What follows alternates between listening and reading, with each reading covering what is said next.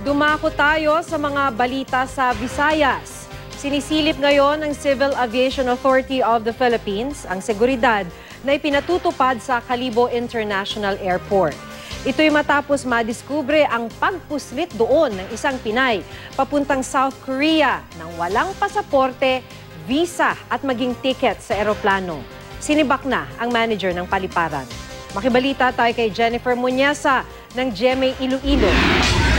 Tinanggal na bilang manager ng Calibo International Airport si Cynthia Aspera dahil ito sa nagawang pagpuslit sa paliparan ng isang babae na nakarating sa South Korea nitong Enero kahit wala namang mga dokumento tulad ng pasaporte, visa at maging ticket sa eroplano. Itinalaga bilang pansamantalang kapalit ni Aspera si Martin Tere na manager din ng Roxas City Airport sa Capiz. Sinuspindi naman ang 4 na tauhan ng Civil Aviation Authority of the Philippines sa Calibo Airport pati na ang isang gwardya. Malinaw daw kasing may nagpabaya kaya nakalusot ang isang hindi lehitimong pasahero. Nang reviewin ng CAAP Region 6 ang CCTV footage ng paliparan, nakita ng mga opisyal ang tila walang kahirap-hirap na pagdaan ng babae sa security ng airport. Nakaamo na ang isa ka guard, nakalingon lang sang do, sumulod dayon. Tapos ang isa nagnguyaman siya. Siyempre kung amo ka na, sulod man sa dayon.